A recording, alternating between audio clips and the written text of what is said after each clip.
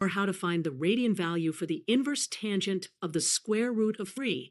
The inverse tangent, also known as arctangent, essentially asks, what angle has a tangent of square root of 3?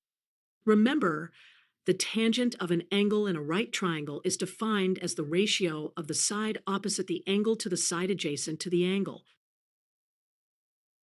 Let's consider the special 30-60-90 triangle. Its side lengths have the ratio 1, square root of 3 and 2. For a 60-degree angle, which is pi/3 radians, the tangent is the opposite side, which is square root of 3 over the adjacent side, which is 1. This simplifies to just square root of 3. Therefore, the inverse tangent of square root of 3 is pi/3 radians. Let's visualize this on the unit circle. At pi/3 radians, the coordinates are 1/2 root 3 over 2.